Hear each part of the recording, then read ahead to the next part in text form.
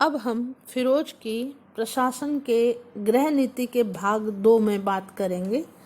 सबसे पहले दीवान इस्तिहाक, ये पेंशन विभाग था जो फिरोज द्वारा स्थापित किया गया था।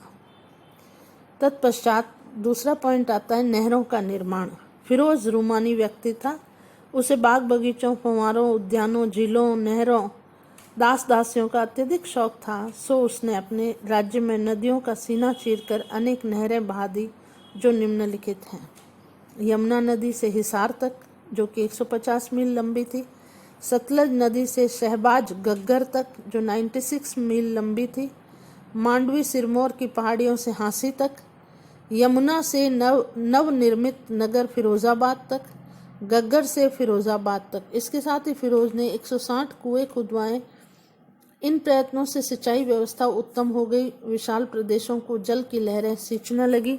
खेत खलिहान लहलहा उठे और वृक्ष फलों से लद गए। मनुष्य, पशु, पक्षी सभी के गले तर हो गए।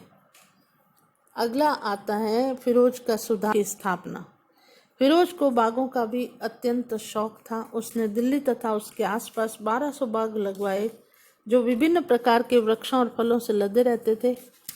इन बागों से जहां एक तरफ राजकीय खाद्य समस्या का हल होता था, वहीं दूसरी ओर राज्य को 1,80,000 टके वार्षिक आय भी होती थी।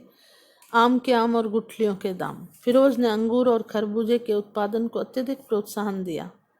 उपरोक्त आर्थिक सुधारों के चमत्कारी परिणाम सामने आए। शांतिमय वातावरण में अनावश्यक करों को हटा दिया गया। सिंचाई की उत्तम व्यवस्था की गई। जनता का उत्साह दुगना हो गया। घोड़ों की टापें रुक गई। बैलों के गले में घुंघरू बज उठे। खेत खलिहान धन धान्य से भर गए। वाणिज्य व्यापार आसमान पर पहुंच गया। और इस तरह उसके शासनकाल में बहुत अच्छी उन्नति हुई।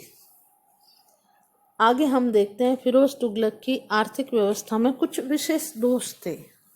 तो वो क्या दोष थे?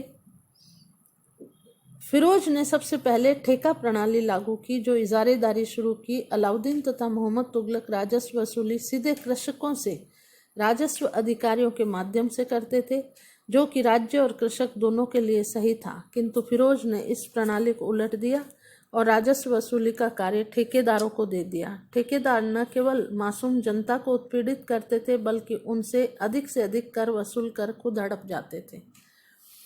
दूसरा, जागीर प्रथा इसकी अर्थव्यवस्था का दूसरा महत्वपूर्ण दोष था।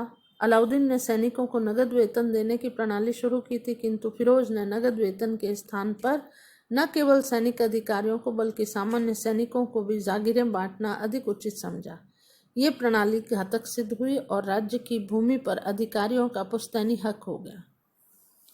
तीसरा, इसका अर्थव्यवस्था का सबसे प्रमुख दोष था जजिया। जजिया को कठोरता पूर्वक वसूलना तथा ब्राह्मणों से भी लेना अन्य दोष था, जिसने हिंदुओं में व्यापक असंतोष उत्पन्न किया। इस तरह इसकी गृह व्यवस्था में गृह नीति में दूसरा भाग हम यहाँ कंप्लीट करते हैं।